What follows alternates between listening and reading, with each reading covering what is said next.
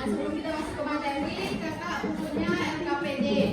Nanti kalian simak materinya sambil mengisi LKPD yang kakak berikan ya.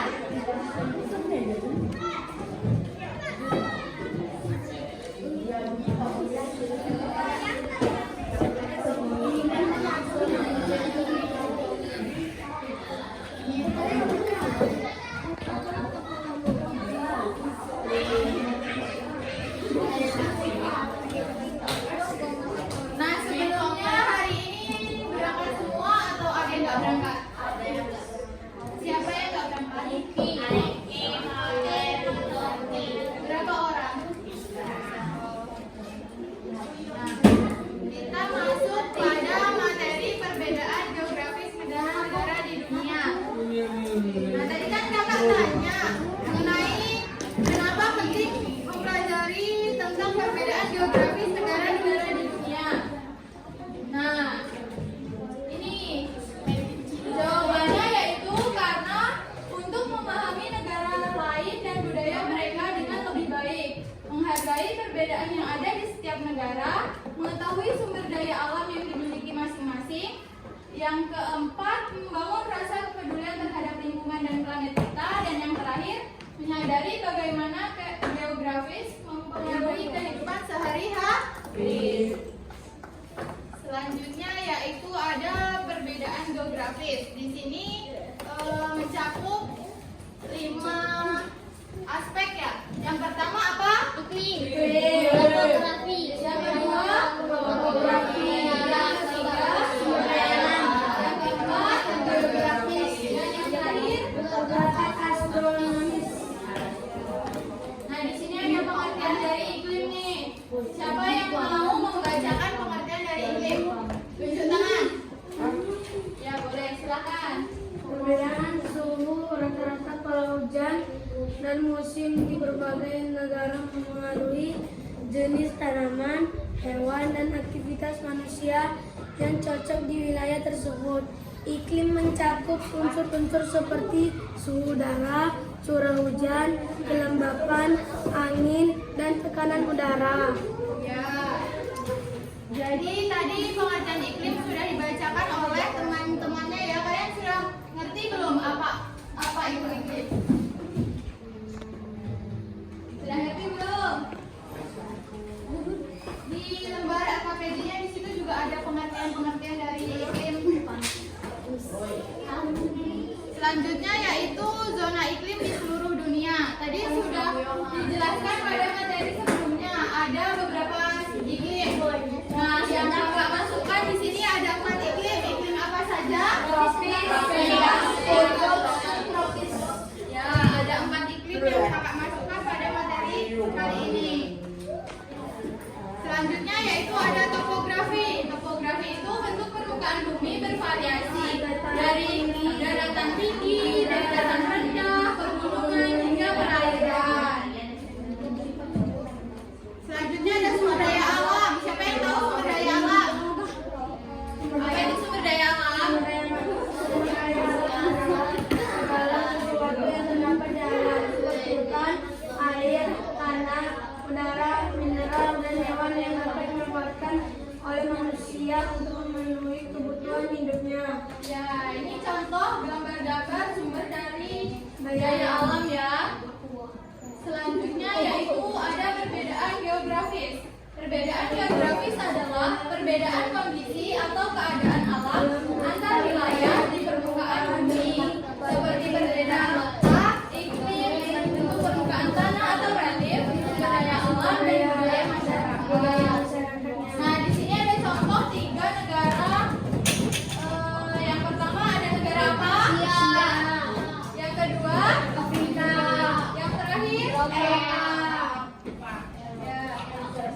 Kalian perhatikan LKPD-nya juga ya, siapa tahu ada isi dari ini. Selanjutnya yaitu ada negara Asia. Negara Asia memiliki benua terbesar dengan geografis yang beragam. Terdapat gurun apa? Gurun Gobi.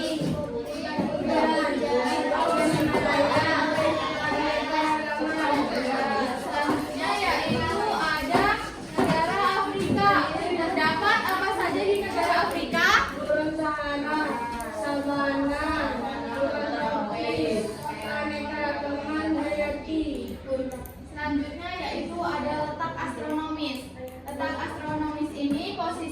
geografis suatu negara ditentukan oleh garis lintang dan garis bujur yang mempengaruhi kondisi iklim di wilayah tersebut.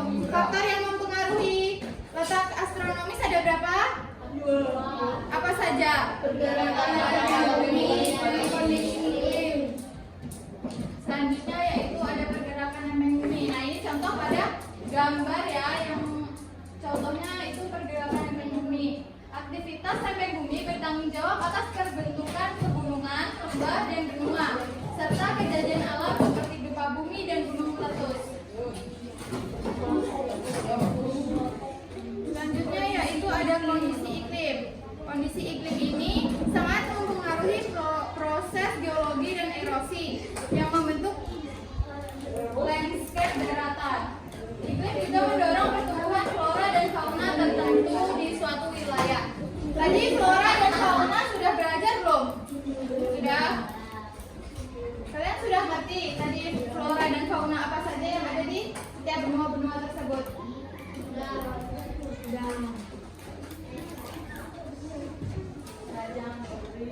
Nah, di sini ada contoh perbedaan iklim di dua negara. Negara Inggris mempunyai berapa iklim? Musim semi, musim panas, musim dingin. Ya, negara Indonesia ya memiliki berapa iklim? Musim kemarau, hujan.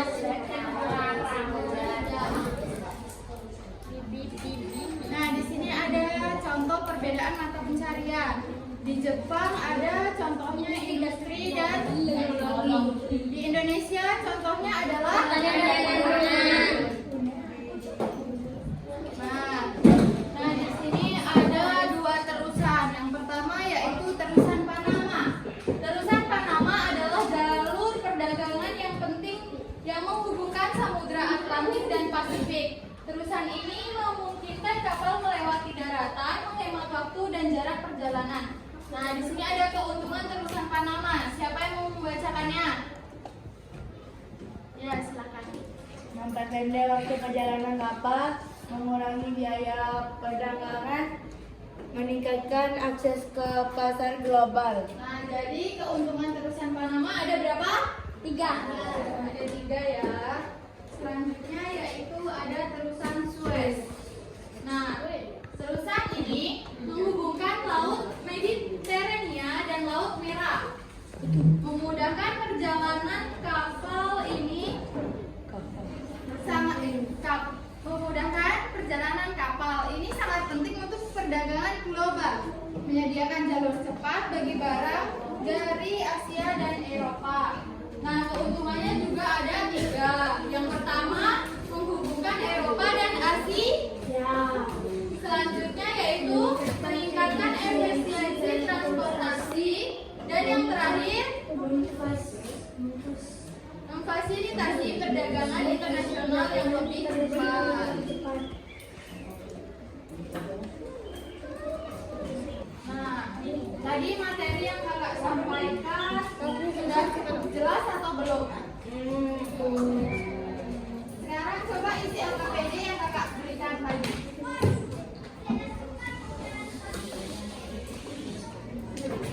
Yang mana tadi? Ya, udah diisi. Nanti diisi kesimpulannya ya dari materi yang ini udah.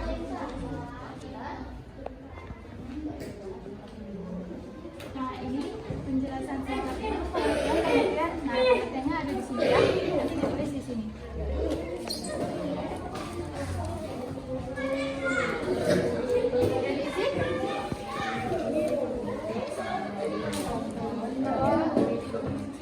Ya, ini udah. Iya, ini nggak usah dikerjain yang tadi. Ini kesimpulannya dari yang kalian dapatkan pada materi ini. Sini ada nih penjelasannya. Kalian boleh tuliskan yang ini. Yang ini nanti kakak tayangin lagi di situ ya.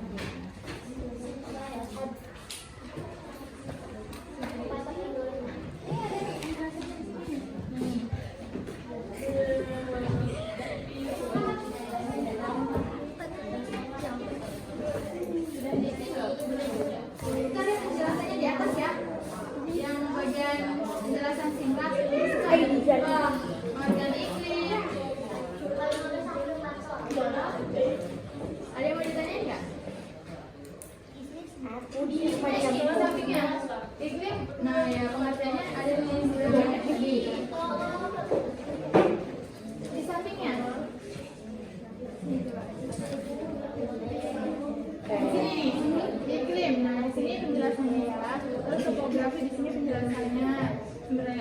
sini. Nanti yang ini juga di sini di bawahnya. Terus yang ini nomor 1 saja.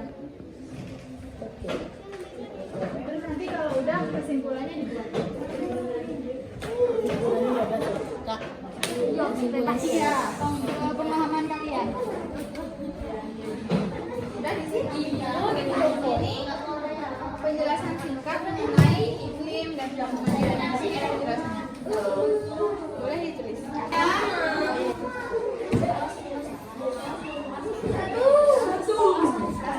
Ayo kita baca bersama-sama.